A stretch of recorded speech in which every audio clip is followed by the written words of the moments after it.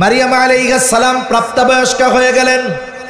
মারিয়াম তো সাধারণ নারীদের মতো নারী নয়। আল্লাহ তাআলা মারিয়াম আলাইহিস সালামের মাধ্যমে তার কুদরতের এক বহির প্রকাশ ঘটাবেন। পিতাবিহীন ঈসা আলাইহিস সালামকে দুনিয়াতে পাঠাবেন আল্লাহ। মারিয়াম আলাইহিস সালাম প্রাপ্তবয়স্কা হয়ে গেছেন। একদিন তিনি গোসলখানায়, ইতিমধ্যে জিবরাইল আলাইহিস সালাম একজন সুদর্শন পুরুষের বেশে ওনার সামনে হাজির। উনি দেখে প্রচণ্ড ভীত শঙ্কিত। আল্লাহ তাআলার কাছে তিনি আশ্রয় চাইতেছেন। এইবার ফেরেশতা তাকে অভয় প্রদান করে বলল, ভয় পেও না, আমাকে আল্লাহ তাআলা পাঠিয়েছেন যে তোমার গর্ভে একটা সন্তান হবে, যেই সন্তান পয়গম্বর হবে, নবী হবে। এইবার মারিয়াম আলাইহিস সালাম বলে, বলো কি, আমারে তো কোনো পুরুষ স্পর্শ করে নাই, সন্তান হবে কেমনে? আল্লাহ তাআলা যদি চান এটা সম্ভব কি সম্ভব নয়। আল্লাহর নির্দেশে ঈসা আলাইহিস সালামের রূহ ফুঁকে দেওয়া হলো। মারিয়াম আলাইহিস সালাম এখন সন্তান সম্ভবা। আল্লাহর কুদরত। মুফাসসিরিনে কেরাম বলেন, যখন কোনো মেয়ে গর্ভবতী হয়, যখন কোনো মেয়ে সন্তান সম্ভবা হয়, তার শারীরিক গঠনের মধ্যে পরিবর্তন ঘটে। সন্তান ভূমিষ্ঠ হওয়ার সময় যত নিকটবর্তী হয়, তার দৈহিক গঠনের তত পরিবর্তন ঘটে। কিন্তু মারিয়াম আলাইহিস সালামের ব্যাপারে আল্লাহ তাআলা এমন এক কুদরত দেখিয়ে দিয়েছেন যে ঈসা আলাইহিস সালাম দুনিয়ায় ভূমিষ্ঠ হওয়ার আগ পর্যন্ত কখনো কেউ ওনাকে দেখে বলতে পারতো না মারিয়ামের গর্ভে কোনো সন্তান রয়েছে। এটা কেউ বুঝতে পারে নাই ওনার সন্তান দুনিয়ায় ভূমিষ্ঠ হওয়ার আগ পর্যন্ত। এখন সন্তান যদি গর্ভে আসে, ডাক্তারের কাছে গেলে ডাক্তার কি কয়? কয় ভালো মন্দ খাওয়াবেন, আপেল খাওয়াবেন, কমলা খাওয়াবেন, ডিম দুধ সব ভালো ভালো ফলমূল খাওয়াবেন। কেন? বলে এখন মায়ের পেটে মায়ের রক্তের মাধ্যমে বাচ্চার শরীর গঠন হবে। মাকে যত ভালো খাওয়াবেন সে সুস্থ থাকবে, সন্তান ভালো হবে, খাওয়াবেন এই জন্য। এখন মারিয়াম আলাইহিস সালাম তো গর্ভবতী, কিন্তু ওনার কোনো আত্মীয় স্বজন জানে না। ভালো খাবারের ব্যবস্থা কে করবে? ওনার গর্ভে যে সন্তান এটা কেউ জানে না। তবে যিনি জানেন তিনি কে? এই জন্য ভালো খাওয়ানোর জিম্মাদারি নিয়ে নিয়েছেন আল্লাহ। জাকারিয়া আলাইহিস সালাম যখনই রুমের মধ্যে ঢোকে, মারিয়াম আলাইহিস সালামের সামনে হরেক রকমের খাবার। আল্লাহ তাআলা কুরআনুল কারীমের মধ্যে বলেন, কুল্লামা দাখালা আলাইহা জাকারিয়াল মিহরাবা ওয়াজাদা ইনদাহা রিজকা ক্বালা ইয়া মারইয়ামু আন্না লাকি হাযা। জাকারিয়া আলাইহিস সালাম যখনই খোঁজ খবর নেওয়ার জন্য মারিয়াম আলাইহিস সালামের রুমের মধ্যে ঢুকে, তখনই ঢুকে দেখে হরেক রকম ফলমূল। অসময়ের ফল বলে গ্রীষ্মের ফল শীতে, শীতের ফল গ্রীষ্মে। এখন তো কৃষি অনেক প্রযুক্তি কৃষি খাতকে এগিয়ে নিয়ে গেছে। এখন সারা বছর বাজারে আম পাওয়া যায়। তবে যতই পাওয়া যাক, বলেন তো জ্যৈষ্ঠ মাসের মতো স্বাদ লাগে নাকি? বাজারে যদিও পাওয়া যায় প্রযুক্তির কল্যাণে, অথবা এটাকে কোল্ড স্টোরে রাখা হয়, অনেকে ফ্রিজের মধ্যে রেখে অনেক সময় গরমের মধ্যে এসে ওটা দিয়ে জুস বানায় খায়। এটা তো প্রযুক্তির কল্যাণে হলো। ওই সময় তো এমন কোনো ব্যবস্থা ছিল না। যেই ফল যেই সিজনে, ওই সিজন ছাড়া কোনো ফল পাওয়া যেত না। জাকারিয়া আলাইহিস সালাম রুমের মধ্যে ঢুকে দেখে একেবারে গাছ পাকা তরুতাজা ফল মারিয়ামের সামনে ভরপুর। অথচ ওই ফলগুলোর সিজন এখন নয়, বরং সারা বাজার তালাশ করলেও এরকম একটা ফল পাওয়া যাবে না।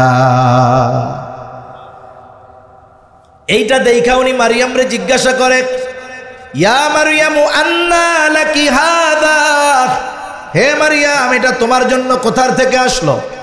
কোথার থেকে পাইলা? কে দিল তোমারে এই ফল? মারিয়াম আলাইহিস সালাম জবাব দেন, ক্বালাত হুয়া মিন ইনদিল্লাহ, তিনি বলেন এই ফল যার পক্ষ থেকে এসেছে তিনি কে? জাকারিয়া আলাইহিস সালাম তো নবী, ওনার ঈমান ওনার বিশ্বাস এত উচ্চ পর্যায়ের। এই কথা বলার পরে উনি আর কোনো প্রশ্ন করেন নাই, কারণ উনি জানেন যে অসময়ে গাছ পাকা তরুতাজা ফল দেওয়া আল্লাহর জন্য শুধু সহজ না, অতি অতি অতি সহজ। ঠিক কিনা বলেন? তিনি আর কোনো কিছু জিজ্ঞাসা করেন নাই। কিন্তু আমরা হইলে কি করতাম? আগে বলতাম, আল্লাহ দিছে তো বুঝলাম, লাঠি একখান হাতে লইয়া তুই কই পাইছিস আগে এটা কহ। আল্লাহ দিছে তো বিশ্বাস করছি, কিন্তু তুমি পাইলা কোথায় আগে এটা বলো। হাজারো জবাবদিহি তার কাঠগড়ায় আমরা দাঁড় করায় ফেলতাম। উনি আর কিচ্ছু বলেন নাই। তবে এই দৃশ্য দেখার পরে ওনার দিলে একটা কথা চলে আসছে, যেই মালিক মারিয়ামকে অসময়ে তরু তাজা গাছ পাকা ফল খাওয়াতে পারে, আমি বৃদ্ধ হলেও, আমার সন্তান, আমার স্ত্রী বন্ধা হলেও এই বৃদ্ধ আর বন্ধা জুটিকে আল্লাহ তাআলা সন্তান দিতে পারে। ওই রুমের মধ্যেই তিনি আল্লাহর কাছে দোয়া করেন। আল্লাহ তাআলা দোয়ার খবর জানায় দেন, হুনালিকা দাআ যাকারিয়া রাব্বাহ ক্বালা রাব্বি হাবলি মিন লাদুনকা যুররিয়াতান তাইয়্যিবাহ ইন্নাকা সামিউদ দুআ ফানাদাতহুল মালাইকাতু ওয়া হুয়া কাইমুন ইউসাল্লি ফিল মিহরাব আন্নাল্লাহা ইউবাশশিরুকা বিয়াহইয়া। তিনি ওই রুমের মধ্যে আল্লাহর কাছে দোয়া করে বলে, আল্লাহ ক্বালা রাব্বি হাবলি মিন লাদুনকা যুররিয়াতান তাইয়্যিবাহ, ও রব আমারে আপনি একটা পবিত্র সন্তান দেন। হয়তো তিনি মনে মনে বলতেছে, ও রব আপনি তো সেই রব যিনি মারিয়ামকে অসময়ে গাছ পাকা তরুতাজা ফল খাওয়াইতে পারেন। আপনি তো চাইলে, আমি বৃদ্ধ, আমার স্ত্রী বন্ধা, আপনি চাইলে আমাদেরকেও সন্তান দিতে পারেন। এই যে একনিষ্ঠতার সাথে দোয়া কবুল করে নিয়েছেন কে? জোরে কন। মেডিকেল সায়েন্স, দুনিয়ার বিজ্ঞান বলবে এটা অসম্ভব, কিন্তু এই অসম্ভব সম্ভব করার ক্ষমতা যার আছে তিনি কে?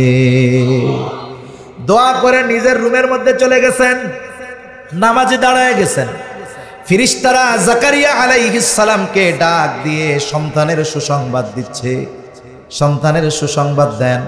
শুধু সুসংবাদ দিয়েছে তা নয়, এই সন্তানের নাম আল্লাহ তাআলা রেখে দিয়েছেন ইয়াহইয়া। তাহলে দোয়া হলো এমন এক পাওয়ার, দোয়া হলো এমন এক শক্তি যার দ্বারা অসম্ভবকে সম্ভব করা যায়। ঠিক কিনা বলেন? এজন্য এই দোয়ার ব্যাপারে আমরা কার্পণ্যতা করব না। এই জন্য আল্লাহর কাছে দোয়া করব। শুধু ইমাম সাহেব নামাজের পরে মাহফিলের মধ্যে দোয়া হবে এই দোয়ার আশায় শুধু থাকবো তা নয়, বরং মাঝে মাঝে রাতের বেলায় নীরবে নিভৃতে আল্লাহ তাআলার কাছে সকল চাওয়াগুলো বিনয়ের সাথে চাইব। এজন্য আল্লাহ তাআলার কাছে যারা দোয়া করে না, এই দোয়াকে আল্লাহ বলেছেন ইবাদত। দোয়াকে ইবাদত বলছেন কে? আরো আসতে বলেন কে? দোয়াকে ইবাদত বলেছেন আল্লাহ। এই জন্য আল্লাহ বলেন, উদউনি আস্তাজিব লাকুম, বান্দা আমাকে ডাকো, আমি তোমার ডাক, তোমাদের ডাকে সাড়া দিব। এরপরে আল্লাহ তাআলা বলেন, ইন্নাল্লাযীনা ইস্তাকবিরুনা আন ইবাদাতি, যে আমার ইবাদতের ব্যাপারে অহংকার প্রদর্শন করে, তার মানে অহংকার করে যে আল্লাহর কাছে দোয়া করে না, হাত উঁচা করতে গেলে মাইন্ডে লাগে, এইরকম আল্লাহর বান্দা আছে না নাই? কেউ যদি হাত উঁচু করে বিনয়ের সাথে আল্লাহর কাছে চায়, বেকা চোখে তাকায়া করে বেদাতি কয়, আছে না নাই? দোয়ার মধ্যে সবচাইতে বিনয়ী ভাব বলেন তো হাত উঁচু করা, আল্লাহ তাআলার কাছে দুহাত পেতে চাওয়া, হাত পাওয়া, হাত পাতা, এটা হলো বিনয় প্রকাশের অন্যতম মাধ্যম। বিনয়ের সাথে মাঝে মধ্যে আল্লাহ তাআলার কাছে এরকম চাইতে হবে। কেউ যদি এই বিষয়গুলোর ব্যাপারে অহংকার প্রদর্শন করে, আল্লাহ বলেন, ইন্নাল্লাযীনা ইস্তাকবিরুনা আন ইবাদাতি, কেউ যদি দোয়া করার ব্যাপারে, আল্লাহ তাআলার এই দোয়া করার ব্যাপারে, আল্লাহর কাছে চাওয়ার ব্যাপারে অহংকার প্রদর্শন করে, শুধু হাত উঁচু করে চাওয়া এটা নয়, এটা সমাজের একটা অবস্থা বললাম আপনাদের। আল্লাহ তাআলা ওই ধরনের মানুষের ব্যাপারে বলেন, ইন্নাল্লাযীনা ইস্তাকবিরুনা আন ইবাদাতি সায়াদখুলুনা জাহান্নামা দাখিরিন। এই দুআর ব্যাপারে যারা অহংকার প্রদর্শন করে তাদেরকে আল্লাহ তাআলা লাঞ্ছিত অপমানিত অবস্থায় জাহান্নামের মধ্যে প্রবেশ করাবে। পয়গম্বর সুলাইমান আলাইহিস সালাম আল্লাহর কাছে দোয়া করছে, আল্লাহ আমাকে এমন এক রাজত্ব দেন যেই রাজত্ব আমার পরে আপনি আর কাউকে দিবেন না। আল্লাহ তাআলাও জানায় দেন, কি দোয়া করছে সুলাইমান আলাইহিস সালাম? রব্বি হাবলি মুলকান লা ইয়ানবাগি লিআহাদিন মিন বাদি। ও রব, আমাকে আপনি এমন এক রাজত্ব দেন যেই রাজত্ব আমার পরে আর কাউকে দিবেন না। এই জন্য দোয়া কবুলের অন্যতম এক শর্ত হলো এমন কোনো কিছু আল্লাহ তাআলার কাছে না চাওয়া যেটা আল্লাহ তাআলা দিবেন না। আবার কেউ যদি দোয়া করে বলে, আল্লাহ আপনি নূহ আলাইহিস সালামকে 1000 বছর হায়াত দিয়েছেন, আবার জালেম ফেরাউনকে 400 বছর হায়াত দিয়েছেন, 1000ও প্রয়োজন নাই, 400 প্রয়োজন নাই, আমারে 600 বছর হায়াত দিয়েন। বলেন তো 600 বছর হায়াত দেওয়া আল্লাহর জন্য সম্ভব কি সম্ভব নয়? সম্ভব, তবে আল্লাহ দিবেন না। কারণ রাসূলুল্লাহ সাল্লাল্লাহু আলাইহি ওয়াসাল্লাম এই উম্মতির গড় হায়াতের কথা জানিয়ে দিয়েছেন 60 থেকে 70 বছর। তাহলে মূল কথা হলো এমন কিছু আল্লাহ তাআলার কাছে না চাওয়া যেটা আল্লাহর দেওয়া সম্ভব হলেও এই জামানায় আল্লাহ তাআলা দিবেন না। 3 নাম্বার, দোয়া কবুলের ক্ষেত্রে তাড়াহুড়ো না করা, যে আল্লাহ এক্ষুনি দেন দিতেই হবে, এইভাবে তাড়াহুড়ো না করা। 4 নাম্বার, বলে দোয়া করার সময় এমন আচরণ না করা যে আল্লাহ তাআলা আপনি তাড়াহুড়ো করা যে দোয়াটা এখনই কবুল করেন।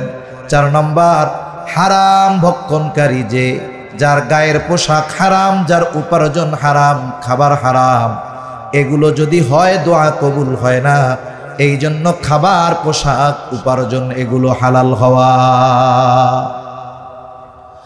5 নম্বর বিষয়ে দোয়া করার সময় আল্লাহ তাআলার কাছে নেক আমলের ওসিলা দিয়ে দোয়া করা।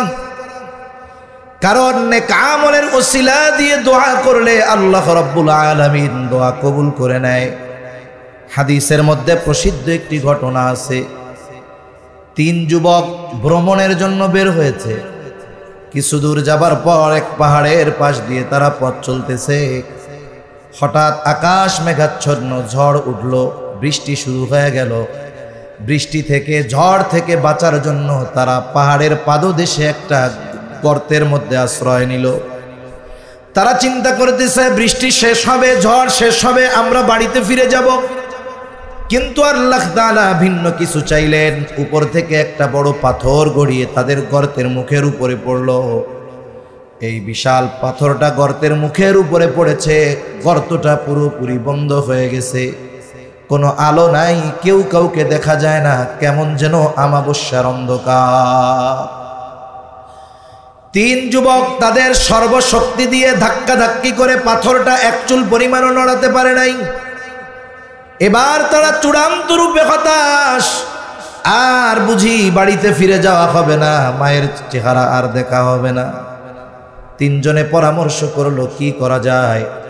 বলে আমাদের শক্তি এই পাথর সরাতে ব্যর্থ হতে পারে, তবে এই পাথর সরানো অতি সহজ, যার জন্য তিনি কে।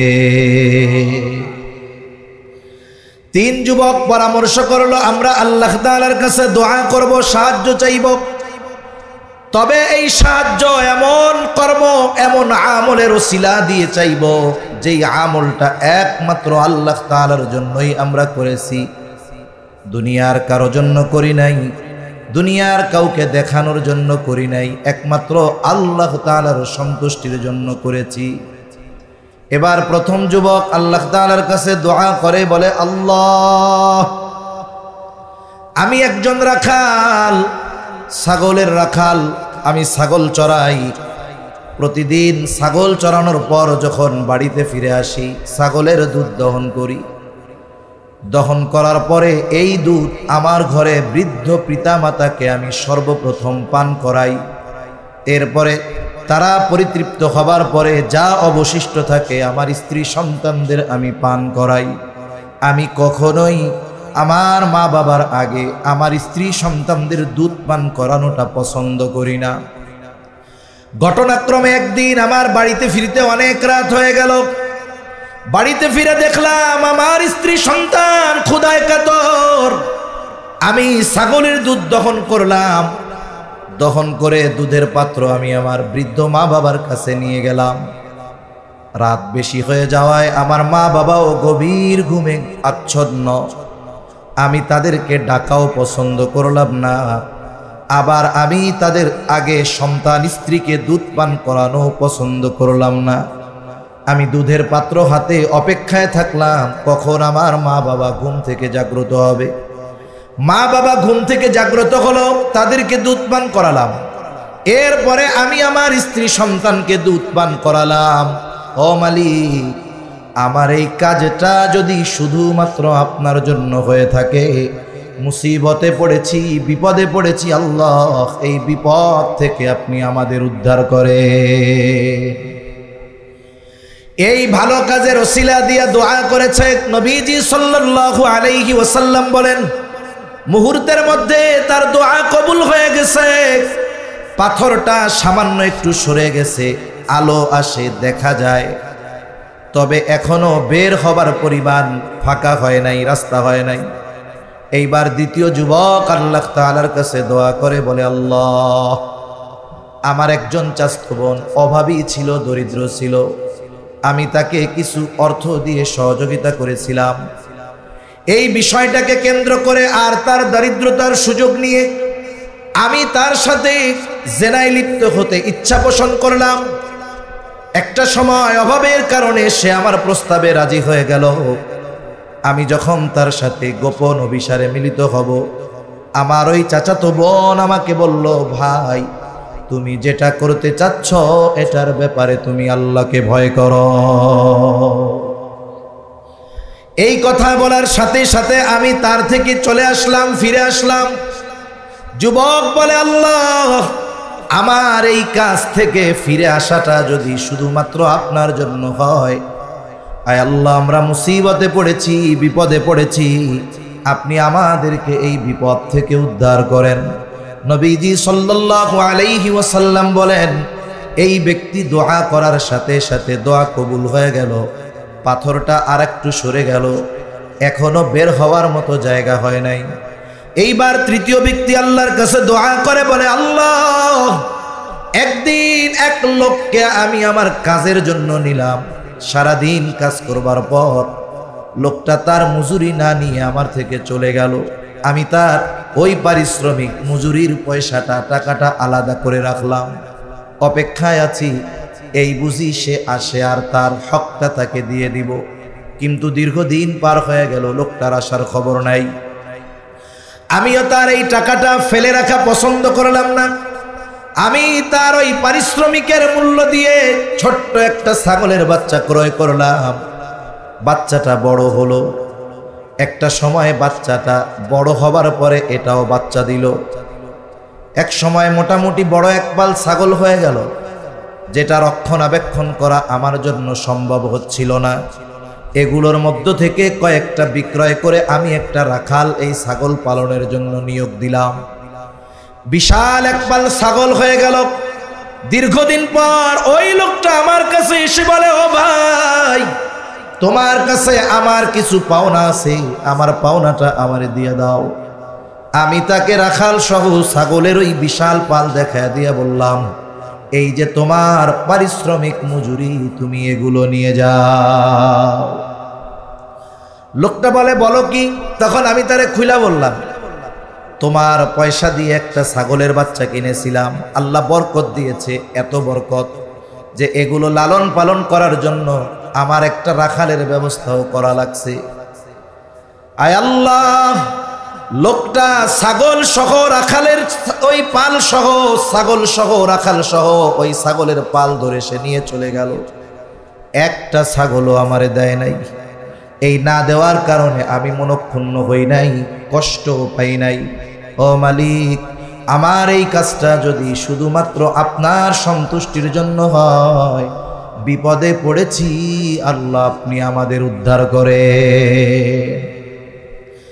নবীজি সাল্লাল্লাহু আলাইহি ওয়াসাল্লাম বলেন, এই লোকটার দোয়াও আল্লাহ তাআলার কাছে কবুল হয়ে গেল।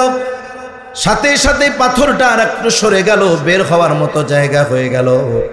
3 ব্যক্তি বের হলো, নিরাপদে তাদের বাড়ি পৌঁছায় গেল। তার মানে কোন নেক আমল আমি আপনি আল্লাহর জন্য করেছি, আমারটা আপনি জানেন না, আপনারটা আমি জানি না। এই জন্য যখন দোয়া করব আল্লাহ তাআলার কাছে, যেই আমলটা একমাত্র আল্লাহর জন্য করেছি, এই ধরনের আমলের ওসিলা দিয়ে আল্লাহর কাছে দোয়া করব।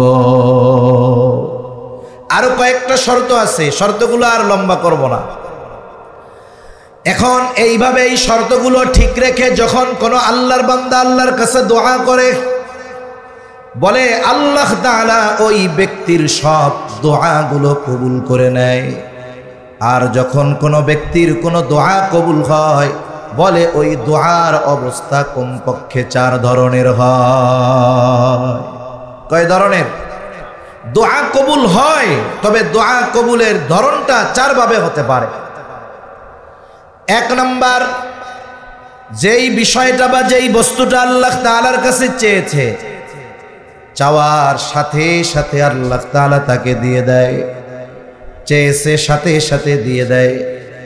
বলে আমার আপনার জীবনে এমন অনেক ঘটনা আছে, এমন অনেক ওয়াকিয়া খুঁজে পাওয়া যাবে যে ওই মুহূর্তে যেই জিনিসটা প্রয়োজন অথচ পাওয়াটা অসম্ভব ছিল, কিন্তু আল্লাহ তাআলার কাছে বলছি মনে মনে, আর সাথে সাথে আল্লাহ তাআলা ওই বিষয়গুলোর ব্যবস্থা করে দিয়েছে।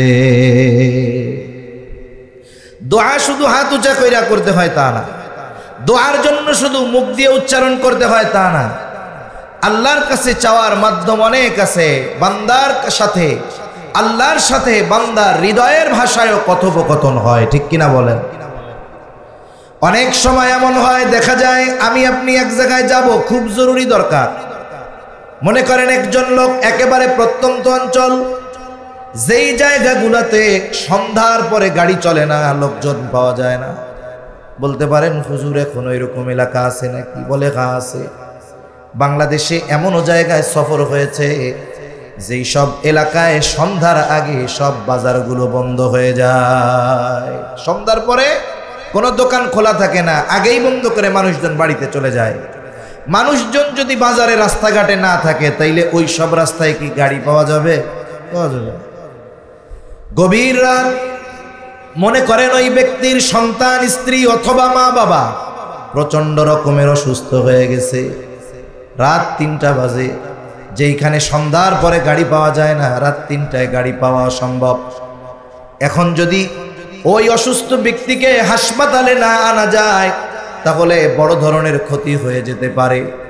লোকটা বাড়ির থেকে বের হলো, সে নিজেও জানে রাস্তায় গেলে গাড়ি পাওয়া যাবে না, কিন্তু হাত উঁচু করে নয়, মুখ দিয়ে নয়, ও মনের ভাষায় আল্লাহ তাআলার কাছে বলে, আল্লাহ মুসিবতে পড়েছি, আপনি মুসিবত থেকে উদ্ধার করে।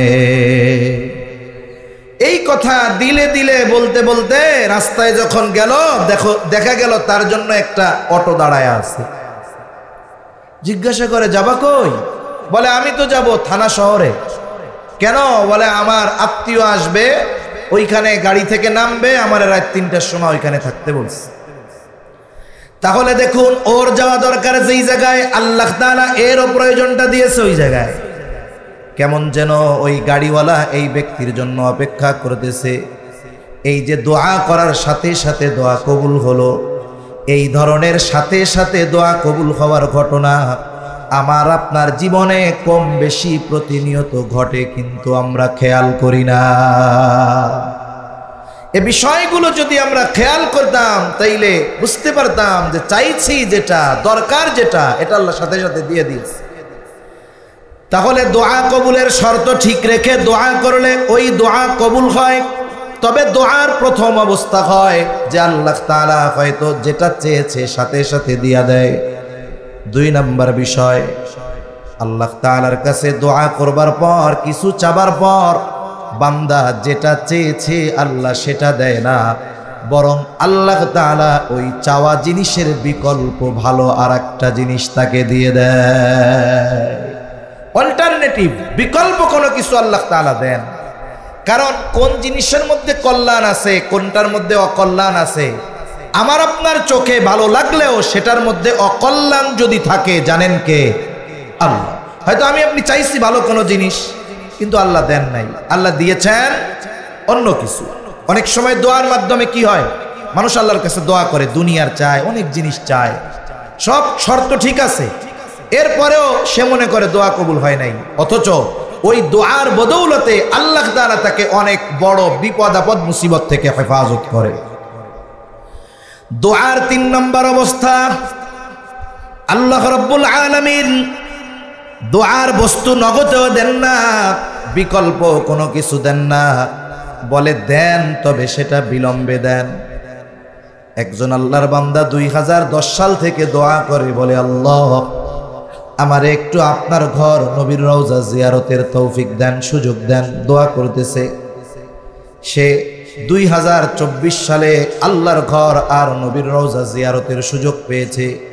তাহলে দোয়া করছে 10 সালে, দিছে আল্লাহ 14 সালে। তাহলে দোয়ার তৃতীয় অবস্থা হলো বান্দাকে আল্লাহ তাআলা তার চাওয়া বস্তু দেন, তবে সাথে সাথেও নয়, বিকল্প কোনো কিছু নয়, বরং বিলম্বে আল্লাহ তাআলা দেয়। 4 নম্বর অবস্থা, বলে দুনিয়ায় দেন না, বিলম্বেও দেন না, বিকল্পও দেন না, নগদেও দেন না, বরং বান্দার ওই চাওয়ার প্রতিদানটা আল্লাহ আখিরাতের জন্য রেখে দেয়। কিয়ামতের দিন বান্দার হাতে যখন আল্লাহ তাআলা আমলনামা পৌঁছায়া দিবে, প্রত্যেকের হাতে প্রত্যেকের আমলনামা পৌঁছায়া যাবে। আমলনামা যেই ভাষায় হোক না কেন, মানুষ যত গণ্ড মূর্খ হোক না কেন, সকলকে আমলনামা পড়বার যোগ্যতা যিনি দিবেন তিনি কে? সবাই আমরা আমাদের আমলনামা পড়তে পারবো। এইবার বান্দা আমলনামা পড়বে, এক পাশে আমল আর এক পাশে সওয়াব। সে দেখবে আমার গোটা হায়াতের নামাজের সওয়াব এত, রোজার সওয়াব এত, দান সাদকার সওয়াব এত, মানুষকে ভালো আচরণ করেছি মানুষের সাথে তার সওয়াব এত, জিকিরের সওয়াব এত। এইভাবে এক পাশে আমল আর এক পাশে তার ওই আমলের বিনিময়ে প্রাপ্ত সওয়াবগুলো লেখা থাকবে। এক পাশে সর্বশেষ বিশাল এক সওয়াবের পরিমাণ লেখা থাকবে, কিন্তু তার বিপরীতে বড় কোনো আমল পরিলক্ষিত হবে না। বান্দা এবার অবাক হয়ে আল্লাহ তাআলার কাছে জিজ্ঞাসা করবে, বলবে আল্লাহ নামাজের সওয়াব, রোজার সওয়াব, হজের সওয়াব, যাকাতের সওয়াব সবগুলো বুঝতে পারলাম, কিন্তু এই পাশে বিশাল এক সওয়াবের পরিমাণ, কিন্তু উল্লেখযোগ্য কোনো আমল তো দেখি না। কোন আমলের কারণে এত সওয়াব আল্লাহ দিলেন? আল্লাহ তাআলা তখন বলবে, বান্দা তুমি যে দুনিয়ায় আমি আল্লাহর কাছে দোয়া করতে চাইতা, ও বান্দা তুমি মনে করতা যে তোমার ওই চাওয়া জিনিস আমি তোমারে দেই নাই, এই জন্য হতাশ হইতা, বলতা আরে পাইলাম না। দোয়া মনে হয় আল্লাহ তাআলা কবুল করে না। বলে বান্দা তোমার ওই চাওয়া বস্তুগুলো তোমার কল্যাণের জন্যই আমি দুনিয়ায় দেই নাই। ওই যে দুনিয়ায় যেই চাওয়া বস্তুগুলা দেই নাই, ওই বস্তুগুলো দুনিয়ায় না দিয়ে আজকে তোমার আমলনামায় সওয়াবের পাহাড় দিয়ে দেওয়া হয়েছে।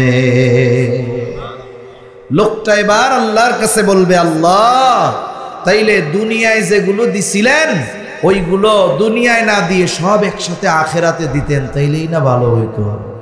তার মানে দুনিয়াতে যদি দোয়ার শর্ত ঠিক রেখে এমন কোনো কিছু আমাদের মনে হয় যে আমাদের দোয়া মনে হয় কবুল হচ্ছে না, এটা মনে হয় আল্লাহ দিচ্ছে না, হতাশ হওয়া যাবে না, বরং ওই চাওয়াকে আরো বড় পরিমাণে আখিরাতে আমাদের দিবেন কে? আল্লাহ তাআলা দিবেন। এজন্য দোয়া কবুলের ব্যাপারে হতাশ হওয়া যাবে না, নিরাশ হওয়া যাবে না, এটা দোয়া কবুলের অন্যতম এক শর্ত। দোয়া করার সাথে সাথে নিরাশ হওয়া যাবে না, আল্লাহ মনে হয় কবুল করবে না, এটা করা যাবে না। কেউ যদি মনে করে আল্লাহ মনে হয় কবুল করবে না, তাহলে দোয়া কবুলের ক্ষমতার ব্যাপারে আল্লাহকে অক্ষম মনে করা হবে। কিন্তু সকল চাওয়া দেওয়ার ক্ষমতা আল্লাহর আছে না নাই? অবশ্যই আছে। এই জন্য দোয়া করার ক্ষেত্রে আমরা কখনো কার্পণ্যতা করব না, বরং দোয়া হলো এমন এক অস্ত্র যার মাধ্যমে অসম্ভবকে সম্ভব করা যায়। এটা এমন এক অস্ত্র যার মাধ্যমে অসম্ভবকে সম্ভব করা যায়। তিরমিজির বর্ণনা আসছে, দোয়ার মাধ্যমে বান্দা তার ভাগ্যের পরিবর্তন ঘটাতে পারে। এজন্য বান্দা যদি আল্লাহর কাছে চায়, আল্লাহ তাআলা খুশি হয়। আল্লাহ তাআলা এই জন্য বলেন, ওয়া ক্বালা রাব্বুকুম উদউনি আস্তাজিব লাকুম। আল্লাহ সুবহানাহু ওয়া তাআলা জানায় দেন, বান্দা উদউনি আস্তাজিব লাকুম, আমাকে তোমরা ডাকো, আমি তোমাদের ডাকের সাড়া দিব। তাহলে যেই বান্দা আল্লাহকে ডাকে, বান্দার ডাকের সাড়া যিনি দেন তিনি কে? তবে এই ডাকাটা হতে হবে দৃঢ়তার সাথে, ইস্তেকামাতের সাথে, একনিষ্ঠতার সাথে ডাকতে হবে। এই যে দৃঢ়তা, একনিষ্ঠতা, এটার অনেক দাম। কারণ দুনিয়ার মানুষ জাগতিক বিষয়ে সফলতা অর্জনের অন্যতম মাধ্যম একনিষ্ঠতা আর দৃঢ়তা। এগুলোর মাধ্যমে মানুষ জাগতিক সফলতা অর্জন করতে পারে। আর যদি একনিষ্ঠতার সাথে, দৃঢ়তার সাথে আল্লাহকে ডাকে, তাহলে ওই ডাকের সাড়া আল্লাহ দিবেন কি দিবেন না? দিবেন। এজন্য দৃঢ়তা বড় এক জিনিস। যে কোনো আমলের ফলাফল পাওয়ার জন্য একনিষ্ঠতা এবং দৃঢ়তা দরকার। দৃঢ়তা আর একনিষ্ঠতার সাথে যে কোনো আমল করলে ওই আমলের ফল আল্লাহর পক্ষ থেকে পাওয়া যায়। দুনিয়ায় না পাওয়া গেলে আখিরাতেও পাওয়া যায়। দুনিয়াতেও গুনাহ করার ক্ষেত্রেও মানুষ অনেক সময় একনিষ্ঠতার সাথে গুনাহ করে। এমনও হয় কোন পাপী সে যদি একনিষ্ঠতা আর দৃঢ়তার সাথে আল্লাহ তাআলাকে ডাকে, আল্লাহ তার ডাকেও সাড়া দেয়। সুবহানাল্লাহ। ঘটনা আছে, বলে একজন মুশরিক ছিল, মুশরিক মূর্তি পূজক। তার একটা দেবতা ছিল, তার নাম হলো সনম। সে ওই মূর্তির পূজা করত, বারবার তারে ডাকতো সনম সনম সনম সনম সনম। তার মনে বড় আশা যে তার উপাস্য হিসাবে সে যাকে গ্রহণ করেছে, ওই দেবতা, ওই মূর্তি একদিন তার ডাকের সাড়া দিবে। বড় আশায় আছে যে একদিন ডাক দিয়া আমারে বলবে, আমার এত ডাকস কেন, তোর অসুবিধার কথা আমারে ক। এত ডাকা ডাকে, পারলে ঘুম বাদ দিয়ে তারে ডাকে। অনেক সময় এমন হয়, মানুষ যদি তন্দ্রাচ্ছন্ন থাকে, কথা বলতে গেলে উল্টাপাল্টা হয়ে যায়। হয় কি হয় না? হয়। ছোটবেলায় আমাকে কইতো, যেটা কইতে পারবি ঘন ঘন কি কয়, পাকা গাব ফুলা বা ফুলা গাব। তা কইতে গেলে কি হয়, পাকা বাপ ফুলা বাপ হয়ে যায়, মানে জবানের জড়তার কারণে। এখন অনেক সময় মানুষ যখন তন্দ্রাচ্ছন্ন হয়, ক্লান্ত থাকে, দেখা যায় কথা বলতে চায় আর একটা, মুখ দিয়া বাইর হয় আর একটা। ও তো ডাকতে ডাকতে ক্লান্ত, সনম সনম সনম। একদিন ডাকতে ডাকতে এত ক্লান্ত হয়ে গেছে, সনম আর মুখ দিয়া বাইর হয় নাই, সমাদ মুখ দিয়া বের হয়ে গেছে। সমাদ মুখ দিয়া বের হয়ে গেছে। বলেন তো সমাদ কার নাম? আল্লাহর নাম। আল্লাহর পক্ষ থেকে জবাব চলে আসছে। যে কথা বোঝানোর জন্য বলতেছি, যে একনিষ্ঠতা আর দৃঢ়তার সাথে যদি কোনো পাপী মুশরিক আল্লাহকে ডাকে, আল্লাহ তার ডাকেও সাড়া দেয়। এজন্য দৃঢ়তা, ইস্তেকামাত, একনিষ্ঠতা, এগুলার অনেক দাম। হযরত জুনাইদ বাগদাদী রাহমাতুল্লাহি আলাইহি একদিন তার শাগিরদের নিয়ে এক জায়গায় যাচ্ছেন। যাওয়ার সময় তিনি দেখতে পাইলেন একটা লোকরে শুলিতে চড়ানো হচ্ছে। লোকটার দুই হাত নাই, দুই পা নাই, লোকটারে শুলিতে চড়ানো হচ্ছে। এ বেটা তো মরার আগেই মরা, আবার এটারে শুলিতে চড়ায় কেন? কাছে গিয়ে জানতে পারলো লোকটা ডাকাতি করতো, মানুষের সম্পদ জোর করে অন্যায়ভাবে মানুষের কাছ থেকে কেড়ে নিত, বিশৃঙ্খলা সৃষ্টি করত, মানুষের জনমনে তার কারণে ভয় আতঙ্ক কাজ করত। ডাকাতি করে ধরা পড়েছে, প্রথমবার তার শাস্তি হিসাবে ডান হাত বাম পা কেটে দেওয়া হয়েছে, কিন্তু লোকটা তার ডাকাতি বন্ধ করে নাই। এই আমলের উপরে সে ইস্তেকামতের সাথে আছে। আবার কিছুদিন পর ধরা পড়ছে, এইবার বাম হাত ডান পা কেটে দেওয়া হয়েছে, এইবার দুই হাতও নাই পাও নাই। এই অবস্থায়ও ওই আল্লাহর বান্দা ডাকাতি ছাড়ে নাই, ডাকাতি চালায়া যায়। এইবার সর্বশেষ আবার ডাকাতি করে ধরা পড়ছে। এবার শাস্তি, তাকে শুলিতে চড়ানো হবে, হত্যা করা হবে। জুনাইদ বাগদাদি রহমাতুল্লাহ আলাইহি ওই লোকটার কাছে গেলেন, প্রকাশ্যে শুলিতে চড়ানো হবে, যাতে মানুষেরা শিক্ষা গ্রহণ করে এই ধরনের অপরাধের সাথে যেন না জড়ায়। উনি তার কাছে গিয়ে তার শরীরের মধ্যে একটা চুমা দিলেন। বলে চুমা কারে দেয়? যারে মোহাব্বত করে, ভালোবাসে, তাকে চুমা দেয়। উপস্থিত সকলে অবাক, কি ব্যাপার? জামানার কুতুব জুনাইদ বাগদাদি কেন এই ডাকাতকে চুম্বন করলো? জিজ্ঞাসা করে, হযরত, এইরকম একজন পাপিষ্ঠকে চুম্বন করার কারণ কি? জুনাইদ বাগদাদি বলেন, আরে শোনো, আমি তো তাকে চুমা করি নাই, বরং তার একটা গুণকে আমি চুম্বন করেছি। লোকটা চুরি ডাকাতি করার অপরাধে এক হাত এক পা হারাইছে, এরপরেও সে কাজ ছাড়ে নাই, ওই কাজের উপরে সে দৃঢ়তার সাথে ছিল। আবার তার আর এক হাত আর এক পা কেটে দেওয়া হলো, এরপরেও সে ওই কাজ ছাড়ে নাই। এইবার তাকে শুলিতে চড়ানো হয়েছে, এরপরেও দেখো হাত পা হারানোর পরেও সে জানে এরপরে ধরা পড়লে আমার মৃত্যুদণ্ড হবে, এরপরেও সে তার কাজ থেকে ফারেক হয় নাই, কাজকে বাদ দেয় নাই, ইস্তেকামতের সাথে তার এই কাজ চালায়া গেছে। আমি তার ডাকাতি, আমি তার পাপ, আমি তার অন্যায়কে চুম্বন করি নাই, বরং ওই যে দৃঢ়তা, ইস্তেকামত, এটাকে আমি চুম্বন করেছি। একজন মানুষ যদি পাপাচারে লিপ্ত অবস্থায় ইস্তেকামতের সাথে থাকার কারণে সে জানের পরোয়া না করে, তাহলে দ্বীনের ব্যাপারে আমাদের সর্বোচ্চ দৃঢ়তার সাথে থাকা দরকার। কারণ ইমানদার যখন যে কোনো বিষয়ে দৃঢ়তার সাথে থাকে, তার সামনের বাধা যত কঠিন হোক, ওই বাধা উত্তরণের তৌফিক তাকে যিনি দেন, তিনি কে? আরো জোরে বলেন, কে দেন? আল্লাহ তাআলা তাকে ওই ক্ষমতাটা দেন। তাহলে আল্লাহ তাআলার কাছে দোয়া কবুলের অন্যতম বিষয় হলো একনিষ্ঠতার সাথে, ইখলাসের সাথে দোয়া করা এবং ইস্তেকামতের সাথে থাকা। কারণ ইস্তেকামত বড় একটা পাওয়ার, বড় একটা শক্তি। এখন বলেন, জুনাইদ বাগদাদির ঘটনায় আমি কোন জায়গা থেকে গেছি? কে বলতে পারবেন কোন জায়গা থেকে গেছি? ইস্তেকামতের উপরে থাকা, এটা কোন জায়গা থেকে জানি গেলাম? আমি সকালে ঘুম হয়েছে তো আমার জেহেন কাজ করতেছে খুব স্লো স্লো, জেহেনে শব্দ আসতেছে পরে। হ্যাঁ, সমাজ রাইট, খালি আয়োজন করছে তা না, কেউ কইতে পারেনি, উনি মনে করাই দিস খাঁটি আয়োজক। আল্লাহ কবুল করুক, আল্লাহ তাআলা ভাইয়ের মাদ্রাসা কবুল করুক। কতজন পাগড়ি পাবে? 11 জন। হিফজের নতুন সবক নিবে 11 জন। কোরআনুল কারীমের নতুন সবক নেবেন 86 জন। আমপাড়ার সবক নিবে 40 জন। মাশাআল্লাহ, আল্লাহ তাআলা বরকত দান করুক, বলি আমিন। যেখানে মধু আছে ওই জায়গায় মৌমাছি যায়, ঠিক না? মাদ্রাসা তো বিশাল বিল্ডিং আর কারুকার্য খচিত কোনো ইমারতের নাম নয়। বাংলাদেশে অনেক প্রতিষ্ঠান আছে, প্রত্যন্ত অঞ্চলে অনেক জায়গায় যাওয়ার কারণে দেখার সুযোগ হয়েছে। বড় বড় ভবন আছে, কিন্তু সেখানে ছাত্র নাই। কেন নাই? বলে লেখাপড়া নাই, মূল জিনিসটা ওই জায়গায় নাই। আর অনেক জায়গা আছে বাসস্থান নাই, ইমারত নাই, বিল্ডিং নাই।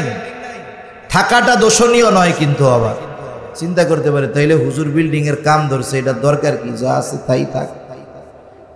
থাকা তো দোষণীয় নয়, এটা তো প্রয়োজন হয়ে দাঁড়াইছে। এজন্য মূল জিনিস যেখানে থাকে সেটা যদি চিপা রাস্তা দিয়ে 15 কিলো ভিতরেও হয়, ওই মৌমাছির মতো মধু অন্বেষণকারীরা জায়গা মতো গিয়ে হাজির হয়ে যায়, ঠিক কিনা বলেন? আল্লাহ ভাইকে ভাইয়ের প্রতিষ্ঠান কবুল করুক, সকলে বলি আমিন। তাহলে একনিষ্ঠতা আর একাগ্রতার সাথে ডাকার কারণে মুশরিক ওই ব্যক্তির ডাকের সাড়া দিয়েছেন, যিনি তিনি কে? আল্লাহ তাআলার কাছে ডাকলে আল্লাহ মাফ করে দেয়। প্রসিদ্ধ ঘটনা হাদিসের মধ্যে আসছে, মুসা আলাইহিস সালামের জামানা বৃষ্টি হয় না। মূল কথাগুলা শুধু বলা উদ্দেশ্য, বৃষ্টি হয় না, সালাতুল ইস্তিসকা আদায় করবে, বৃষ্টি প্রার্থনার নামাজ আদায় করা হবে। আমাদের দেশেও সালাতুল ইস্তিসকা আদায় করা হয়। গত বছর আমরা দেখেছি বাংলাদেশের প্রায় সকল জায়গায় কম বেশি বৃষ্টির নামাজ পড়া হয়েছে, কি হয় নাই? অনেকে চিন্তা করছে যে কি ব্যাপার, এত নামাজ পড়লো বৃষ্টি হয় না কেন?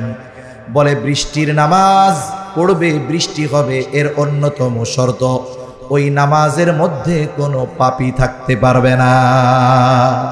সুদখোর ঘুষখোর সবটি নিয়ে একসাথে নামাজ পড়লে নামাজই তো কবুল হবে না। তা ওই নামাজ কি বৃষ্টি নামাইতে পারবো?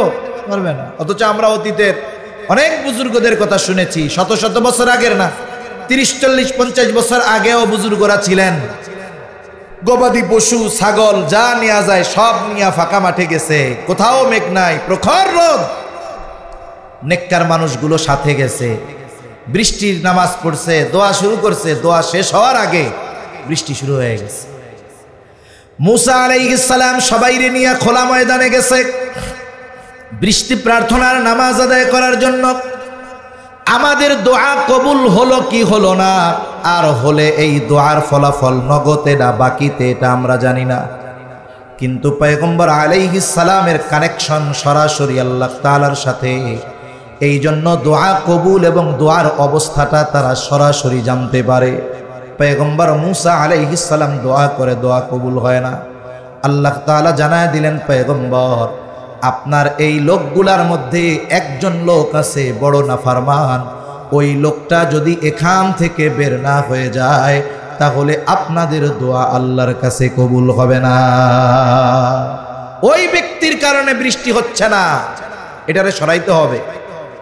মুসা আলাইহিস সালাম উপস্থিত সকলের মধ্যে ঘোষণা করে দিলেন, কোন ব্যক্তি আছো পাপাচারে লিপ্ত, আল্লাহর অবাধ্যতায় লিপ্ত, এখান থেকে তুমি বের হয়ে যাও, তোমার জন্য বৃষ্টি হচ্ছে না, বের হয়ে যাও।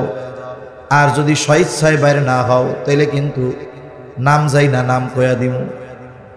যদি সমাজে এমন কোনো ব্যক্তি থাকে, প্রত্যেক সমাজে কম বেশি এমন লোক থাকে, মার্কা মারা চোর আছে না? মনে করেন আপনাদের এলাকায় একজন আছে মার্কা মারা চোর, সবাই জানে ওই লোক চোর, চোরও এটা জানে, আমি যে চোর সবাই জানে। তার মানে চোরও সবাইকে জানে, সবাই চোরের ব্যাপারেও জানে। এখন বলেন তো ওই লোকটা কি এইটা পছন্দ করবে যে আমরা যদি এখন এই জায়গায় বলি যে আমাদের মধ্যে চোরকে আসো খাড়াও? বলেন তো ওই চোর জানে যে সবাই জানে আমি চোর, আমিও জানি যে এরা আমাকে চিনে, এরপরেও চোর কি দাঁড়ায় বলবে যে ভাই আমি হইলাম সেই মার্কা মারা নাম্বার 1 চোর? বলবে? বলবে না। বরং যদি কোনো মজলিসে তাকে ইন্ডিকেট করে চোর বলা হয়, সে বলবে খবরদার, আমার কিন্তু মান সম্মান আছে, বুঝাই না কথা কইন। অথচ সে জানে আমি চোর, সবাই জানে সে চোর। কোন ব্যক্তি যতই পাপ করুক না কেন তার পাপ সমাজে প্রকাশিত হয়ে যাক, এটা কেউ চায় না। ওই ব্যক্তি এবার আল্লাহর কাছে দিলের ভাষায় বলে, আল্লাহ এত পাপ করেছি আপনি গোপন রেখেছেন মালিক, আজকে যেন আমার পাপটা ফাঁস না হয়ে যায়। হৃদয়ের ভাষায় আল্লাহ তাআলাকে ডাকতেছে একাগ্রতার সাথে, একনিষ্ঠতার সাথে, হাত উঁচু করে না, মুখ দিয়াও কিছু বলে না, হৃদয়ের ভাষায় আল্লাহকে ডাকতেছে, আল্লাহর কাছে ক্ষমা চাইতেছে, দোয়া করতেছে। আল্লাহ তাআলা ওই ব্যক্তির ওই একনিষ্ঠ ডাককে কবুল করলেন, তার তওবা কবুল করলেন, তাকে মাফ করে দিলেন। একটু পরে বৃষ্টি শুরু হয়ে গেল। মুসা আলাইহিস সালাম বলে, আল্লাহ কি ব্যাপার, কেউ তো বাহির টাহির হইল না, তাইলে বৃষ্টি শুরু হইল কেমনে? আল্লাহ তাআলা জানায় দিলেন, ও পয়গম্বর মুসা, আমার ওই বান্দা একনিষ্ঠতার সাথে আমাকে ডেকেছে, তওবা করেছে, আমি আল্লাহ তার সব গুনাহগুলো মাফ করে দিয়েছি। তাহলে কেউ যদি ডাকার মতো ডাকে, সে যদি পাপীও হয়, তার ডাকে সাড়া দেয় কে? জোরে বলেন। আল্লাহ তাআলা তার ডাকে সাড়া দেয়। পৃথিবীর এমন কোন জায়গা নাই যেই জায়গা থেকে ডাকলে আল্লাহ তাআলা শুনে না। হযরত ইউনূস আলাইহিস সালাম একেবারে মাছের পেটে, বলে ওই মাছ রে খাইছে আর একটা মাছ, এই মাছ আবার উপরে নাই, একেবারে সমুদ্রের তলদেশে। ওই জায়গায়ও ইউনূস আলাইহিস সালাতু ওয়াস সালাম আল্লাহরে ডাকছে। আল্লাহ তাআলা ডাক শুনছেন কি শুনেন নাই? আল্লাহ তাআলা এই দোয়া, এই ডাক শুনতে পারছে। তার মানে যেখানেই থাকি না কেন একনিষ্ঠতার সাথে যদি আল্লাহকে ডাকা হয়, আল্লাহ ডাকের সাড়া দেয়। এখন কথা হলো, আল্লাহ যে আমার ডাকের জবাব দেয়, সাড়া দেয়, বুঝবো কেমনে? হাজী ইমদাদুল্লাহ মুহাজির মক্কি রাহমাতুল্লাহি আলাইহি কে একজন জিজ্ঞাসা করে, হযরত আল্লাহ তাআলা তো বলছে উদউনি আস্তাজিব লাকুম, আমারে ডাকো আমি তোমাদের ডাকের সাড়া দিব, জবাব দিব। কিন্তু আল্লাহ যে ডাকের সাড়া দিল, জবাব দিল, এটা বুঝবো কেমনে? হযরত জবাব দিছে, শোনো, দুনিয়াতে তুমি যদি কাউকে অপছন্দ করো বা তোমাকে যদি কেউ অপছন্দ করে, তারে তুমি একবারের জায়গায় দুইবার ডাকলে সে বিরক্ত হবে। সন্তানের প্রতি বাবার কত মোহাব্বত। কোনো বাবা যদি সর্বোচ্চ পরিশ্রম করে বাড়িতে আসে, একটু বিশ্রাম নেয়, সন্তান যদি একবার দুইবার পাঁচবার 10 বার ডাকে, বারবার যখন ডাকে, এক সময় বাবা বিরক্ত হয়ে যায়। সে তখন স্ত্রীকে ডাক দিয়া বলে, এখন ওরে সরাও তো, আমার একটু বিশ্রাম নিতে দাও। তার মানে কি দেখেন, মোহাব্বতের সন্তানের ডাক এটাও এক সময় বিরক্তিকর মনে হয়। আল্লাহ সুবহানাহু ওয়া তাআলার কাছে কোনো বান্দার ডাক যদি অপছন্দ হতো, তাহলে আল্লাহ তাআলা দ্বিতীয়বার ডাক দেওয়ার সুযোগ দিতেন না, জবান বন্ধ করে দিতেন। এজন্য প্রথমে যদি ডাক দেবার পর আবার যদি পরের বার ডাক দিতে পারো, বুঝবা তোমার ডাকের সাড়া দিছেন কে? আল্লাহ। সর্বশেষ একটা কথা বইলা শেষ করি। দোয়া হলো এমন এক পাওয়ার, এমন এক অস্ত্র, যার মাধ্যমে আল্লাহ তাআলার কাছ থেকে অসম্ভবকে সম্ভব করা যায়। কোরআনুল কারীমে এই ধরনের অনেক ঘটনা আছে। একটা ঘটনা শুধু আপনাদের সাথে একটু আলোচনা করি। জালিলুল কদর পয়গম্বর হযরত জাকারিয়া আলাইহিস সালাম, জাকারিয়া আলাইহিস সালাম সন্তানের আশায় থাকতে থাকতে এক সময় নিজে বৃদ্ধ হয়ে গেছেন। চুল পেকে গেছে, দাড়িগুলো পেকে গেছে, এখনো সন্তান হয় না। সাথে সাথে এটাও তিনি জানতে পারছেন তার স্ত্রীও বন্ধা। তাহলে স্ত্রীও বন্ধা, নিজেও বৃদ্ধ, সন্তান হওয়ার আর কোনো উপায় নাই। তিনি এই ব্যাপারে মোটামুটি নিশ্চিত, আমার আর সন্তান হবে না। পবিত্র কোরআনুল কারীমে একজন নারীর নামে সূরা আছে, সেই নারীর নাম হলো মারিয়াম আলাইহাস সালাম। মারিয়াম আলাইহাস সালামের বাবার নাম ইমরান, বাইতুল মুকাদ্দাসের ইমাম ছিলেন। মারিয়াম আলাইহাস সালাম যখন মায়ের গর্ভে, মারিয়াম আলাইহাস সালামের মা আল্লাহর কাছে মানত করছে, বলছে, আল্লাহ, আমার যেই সন্তান দুনিয়ায় ভূমিষ্ঠ হবে, এই যে পেটের যেই সন্তান, এটাকে আমি আপনার জন্য উৎসর্গ করে দিলাম। তার মানে বাইতুল মুকাদ্দাসে সে থাকবে, মসজিদের খেদমত করবে, বিবাহ শাদী করবে না, কোনো পারিবারিক জীবন তার থাকবে না। গোটা হায়াত আল্লাহর সন্তুষ্টির জন্য ইবাদত আর দিন মসজিদের খেদমতে সে কাটায়া দিবে। মারিয়াম আলাইহিস সালাম যখন গর্ভে, এই দোয়া মারিয়াম আলাইহিস সালামের মা করছে। তৎকালীন সময়ে বাইতুল মুকাদ্দাসের খেদমতের জন্য কোনো নারীকে নিয়োগ দেওয়া হতো না। মুফাসসিরিনে কেরাম বলেন, এই দোয়ার মাধ্যমে মারিয়াম আলাইহিস সালামের মা সুকৌশলে আল্লাহ তাআলার কাছে ছেলে সন্তান চাইছে। উনি যেই জিনিসটা মানত করছে, এটা পূর্ণ করতে হলে ছেলে দরকার, ঠিক কিনা বলেন? তিনি আল্লাহ তাআলার কাছে কৌশলে ছেলে সন্তান চাইছে। কিন্তু আল্লাহ তাআলা তাকে দিয়েছেন একটা মেয়ে। যখন সন্তান ভূমিষ্ঠ হয়েছে, তিনি অবাক হতবাক, কি হলো, আর কি চাইলাম, আর কি হলো। ইতিমধ্যে ইমরান দুনিয়া থেকে বিদায় নিয়েছে, মানত পূর্ণ করতে হবে। যেহেতু মেয়ে মানুষ, একটু বয়স হওয়ার পর জাকারিয়া আলাইহিস সালাম ছিলেন মারিয়াম আলাইহিস সালামের খালুর তত্ত্বাবধানে দিয়ে দেওয়া হলো। মারিয়াম আলাইহিস সালাম দিনের বেলায় মসজিদের পাশে তার জন্য একটা খানকা রুম বানানো হয়েছে। ওই জায়গায় তিনি অবস্থান করতেন, ইবাদত বন্দেগী করতেন, আর রাতের বেলায় তিনি খালার কাছে অতিবাহিত করতেন। মারিয়াম আলাইহিস সালাম প্রাপ্তবয়স্কা হয়ে গেলেন। মারিয়াম তো সাধারণ নারীদের মতো নারী নয়। আল্লাহ তাআলা মারিয়াম আলাইহিস সালামের মাধ্যমে তার কুদরতের এক বহির প্রকাশ ঘটাবেন।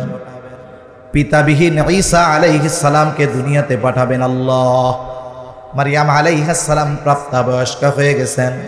একদিন তিনি গোসলখানায়, ইতিমধ্যে জিবরাইল আলাইহিস সালাম একজন সুদর্শন পুরুষের বেশে ওনার সামনে হাজির। উনি দেখে প্রচণ্ড ভীত শঙ্কিত। আল্লাহ তাআলার কাছে তিনি আশ্রয় চাইতেছেন। এইবার ফেরেশতা তাকে অভয় প্রদান করে বলল, ভয় পেও না, আমাকে আল্লাহ তাআলা পাঠিয়েছেন যে তোমার গর্ভে একটা সন্তান হবে, যেই সন্তান পয়গম্বর হবে, নবী হবে। এইবার মারিয়াম আলাইহিস সালাম বলে, বলো কি, আমারে তো কোনো পুরুষ স্পর্শ করে নাই, সন্তান হবে কেমনে? আল্লাহ তাআলা যদি চান এটা সম্ভব কি সম্ভব নয়। আল্লাহর নির্দেশে ঈসা আলাইহিস সালামের রূহ ফুঁকে দেওয়া হলো। মারিয়াম আলাইহিস সালাম এখন সন্তান সম্ভবা। আল্লাহর কুদরত। মুফাসসিরিনে কেরাম বলেন, যখন কোনো মেয়ে গর্ভবতী হয়, যখন কোনো মেয়ে সন্তান সম্ভবা হয়, তার শারীরিক গঠনের মধ্যে পরিবর্তন ঘটে। সন্তান ভূমিষ্ঠ হওয়ার সময় যত নিকটবর্তী হয়, তার দৈহিক গঠনের তত পরিবর্তন ঘটে। কিন্তু মারিয়াম আলাইহিস সালামের ব্যাপারে আল্লাহ তাআলা এমন এক কুদরত দেখিয়ে দিয়েছেন যে ঈসা আলাইহিস সালাম দুনিয়ায় ভূমিষ্ঠ হওয়ার আগ পর্যন্ত কখনো কেউ ওনাকে দেখে বলতে পারতো না মারিয়ামের গর্ভে কোনো সন্তান রয়েছে। এটা কেউ বুঝতে পারে নাই ওনার সন্তান দুনিয়ায় ভূমিষ্ঠ হওয়ার আগ পর্যন্ত। এখন সন্তান যদি গর্ভে আসে, ডাক্তারের কাছে গেলে ডাক্তার কি কয়? কয় ভালো মন্দ খাওয়াবেন, আপেল খাওয়াবেন, কমলা খাওয়াবেন, ডিম দুধ সব ভালো ভালো ফলমূল খাওয়াবেন। কেন? বলে এখন মায়ের পেটে মায়ের রক্তের মাধ্যমে বাচ্চার শরীর গঠন হবে। মাকে যত ভালো খাওয়াবেন সে সুস্থ থাকবে, সন্তান ভালো হবে, খাওয়াবেন এই জন্য। এখন মারিয়াম আলাইহিস সালাম তো গর্ভবতী, কিন্তু ওনার কোনো আত্মীয় স্বজন জানে না। ভালো খাবারের ব্যবস্থা কে করবে? ওনার গর্ভে যে সন্তান এটা কেউ জানে না, তবে যিনি জানেন তিনি কে? এই জন্য ভালো খাওয়ানোর জিম্মাদারি নিয়ে নিয়েছেন আল্লাহ। জাকারিয়া আলাইহিস সালাম যখনই রুমের মধ্যে ঢোকে, মারিয়াম আলাইহিস সালামের সামনে হরেক রকমের খাবার। আল্লাহ তাআলা কুরআনুল কারীমের মধ্যে বলেন, কুল্লামা দাখালা আলাইহা জাকারিয়াল মিহরাবা ওয়াজাদা ইনদাহা রিজকা ক্বালা ইয়া মারইয়ামু আন্না লাকি হাযা। জাকারিয়া আলাইহিস সালাম যখনই খোঁজ খবর নেওয়ার জন্য মারিয়াম আলাইহিস সালামের রুমের মধ্যে ঢুকে, তখনই ঢুকে দেখে হরেক রকম ফলমূল। অসময়ের ফল বলে গ্রীষ্মের ফল শীতে, শীতের ফল গ্রীষ্মে। এখন তো কৃষি অনেক প্রযুক্তি কৃষি খাতকে এগিয়ে নিয়ে গেছে। এখন সারা বছর বাজারে আম পাওয়া যায়। তবে যতই পাওয়া যাক, বলেন তো জ্যৈষ্ঠ মাসের মতো স্বাদ লাগে নাকি? বাজারে যদিও পাওয়া যায় প্রযুক্তির কল্যাণে, অথবা এটাকে কোল্ড স্টোরে রাখা হয়, অনেকে ফ্রিজের মধ্যে রেখে অনেক সময় গরমের মধ্যে এসে ওটা দিয়ে জুস বানায় খায়। এটা তো প্রযুক্তির কল্যাণে হলো। ওই সময় তো এমন কোনো ব্যবস্থা ছিল না, যেই ফল যেই সিজনে ওই সিজন ছাড়া কোনো ফল পাওয়া যেত না। জাকারিয়া আলাইহিস সালাম রুমের মধ্যে ঢুকে দেখে একেবারে গাছ পাকা তরুতাজা ফল মারিয়ামের সামনে ভরপুর, অথচ ওই ফলগুলোর সিজন এখন নয়, বরং সারা বাজার তালাশ করলেও এরকম একটা ফল পাওয়া যাবে না। এইটা দেখা উনি মারিয়ামরে জিজ্ঞাসা করে, ইয়া মারিয়ামু আন্না লাকি হাযা, হে মারিয়াম এটা তোমার জন্য কোথার থেকে আসলো, কোথার থেকে পাইলা, কে দিল তোমারে এই ফল? মারিয়াম আলাইহিস সালাম জবাব দেন, ক্বালাত হুয়া মিন ইনদিল্লাহ, তিনি বলেন, এই ফল যার পক্ষ থেকে এসেছে তিনি কে? জাকারিয়া আলাইহিস সালাম তো নবী, ওনার ঈমান, ওনার বিশ্বাস এত উচ্চ পর্যায়ের, এই কথা বলার পরে উনি আর কোনো প্রশ্ন করেন নাই। কারণ উনি জানেন যে অসময়ে গাছ পাকা তরুতাজা ফল দেওয়া আল্লাহর জন্য শুধু সহজ না, অতি অতি অতি সহজ। ঠিক কিনা বলেন? তিনি আর কোনো কিছু জিজ্ঞাসা করেন নাই। কিন্তু আমরা হইলে কি করতাম? আগে বলতাম, আল্লাহ দিছে তো বুঝলাম, লাঠি একখান হাতে লইয়া তুই কই পাইছিস আগে এটা কহ। আল্লাহ দিছে তো বিশ্বাস করছি, কিন্তু তুমি পাইলা কোথায় আগে এটা বলো। হাজারো জবাবদিহিতার কাঠগড়ায় আমরা দাঁড় করায় ফেলতাম। উনি আর কিচ্ছু বলেন নাই। তবে এই দৃশ্য দেখার পরে ওনার দিলে একটা কথা চলে আসছে, যেই মালিক মারিয়ামকে অসময়ে তরু তাজা গাছ পাকা ফল খাওয়াতে পারে, আমি বৃদ্ধ হলেও, আমার সন্তান, আমার স্ত্রী বন্ধা হলেও এই বৃদ্ধ আর বন্ধা জুটিকে আল্লাহ তাআলা সন্তান দিতে পারে। ওই রুমের মধ্যেই তিনি আল্লাহর কাছে দোয়া করেন।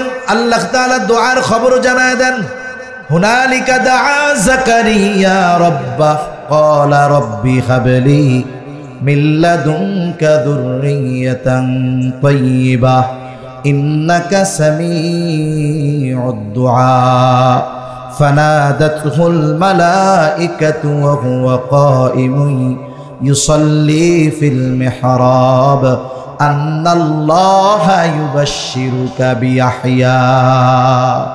তিনি ওই রুমের মধ্যে আল্লাহর কাছে দোয়া করে বলে, আল্লাহ ক্বালা রব্বি হাবলি মিন লাদুনকা যুররিয়াতান তাইয়্যিবাহ, ও রব আমারে আপনি একটা পবিত্র সন্তান দেন। হয়তো তিনি মনে মনে বলতেছে, ও রব আপনি তো সেই রব যিনি মারিয়ামকে অসময়ে গাছ পাকা তরুতাজা ফল খাওয়াইতে পারেন। আপনি তো চাইলে, আমি বৃদ্ধ, আমার স্ত্রী বন্ধা, আপনি চাইলে আমাদেরকেও সন্তান দিতে পারেন। এই যে একনিষ্ঠতার সাথে দোয়া কবুল করে নিয়েছেন কে? জোরে কন। মেডিকেল সায়েন্স, দুনিয়ার বিজ্ঞান বলবে এটা অসম্ভব, কিন্তু এই অসম্ভব সম্ভব করার ক্ষমতা যার আছে তিনি কে? দোয়া করে নিজের রুমের মধ্যে চলে গেছেন, নামাজে দাঁড়ায় গেছেন। ফেরেশতারা জাকারিয়া আলাইহিস সালামকে ডাক দিয়ে সন্তানের সুসংবাদ দিচ্ছে। সন্তানের সুসংবাদ দেন। শুধু সুসংবাদ দিয়েছে তা নয়, এই সন্তানের নাম আল্লাহ তাআলা রেখে দিয়েছেন ইয়াহইয়া। তাহলে দোয়া হলো এমন এক পাওয়ার, দোয়া হলো এমন এক শক্তি যার দ্বারা অসম্ভবকে সম্ভব করা যায়। ঠিক কিনা বলেন? এজন্য এই দোয়ার ব্যাপারে আমরা কার্পণ্যতা করব না। এই জন্য আল্লাহর কাছে দোয়া করব। শুধু ইমাম সাহেব নামাজের পরে মাহফিলের মধ্যে দোয়া হবে, এই দোয়ার আশায় শুধু থাকবো তা নয়, বরং মাঝে মাঝে রাতের বেলায় নীরবে নিভৃতে আল্লাহ তাআলার কাছে সকল চাওয়াগুলো বিনয়ের সাথে চাইব। এজন্য আল্লাহ তাআলার কাছে যারা দোয়া করে না, এই দোয়াকে আল্লাহ বলেছেন ইবাদত। দোয়াকে ইবাদত বলছেন কে? আর আস্তে বলেন কে? দোয়াকে ইবাদত বলেছেন আল্লাহ। এই জন্য আল্লাহ বলেন, উদউনি আস্তাজিব লাকুম, বান্দা আমাকে ডাকো, আমি তোমাদের ডাকে সাড়া দিব। এরপরে আল্লাহ তাআলা বলেন, ইন্নাল্লাযীনা ইস্তাকবিরুনা আন ইবাদাতি, যে আমার ইবাদতের ব্যাপারে অহংকার প্রদর্শন করে, তার মানে অহংকার করে যে আল্লাহর কাছে দোয়া করে না, হাত উঁচা করতে গেলে মাইন্ডে লাগে, এইরকম আল্লাহর বান্দা আছে না নাই? কেউ যদি হাত উঁচু করে বিনয়ের সাথে আল্লাহর কাছে চায়, বেকা চোখে তাকায়া করে বেদাতি কয়, আছে না নাই? দোয়ার মধ্যে সবচাইতে বিনয়ী ভাব বলেন তো হাত উঁচু করা, আল্লাহ তাআলার কাছে দুহাত পেতে চাওয়া, হাত পাওয়া, হাত পাতা, এটা হলো বিনয় প্রকাশের অন্যতম মাধ্যম। বিনয়ের সাথে মাঝে মধ্যে আল্লাহ তাআলার কাছে এরকম চাইতে হবে।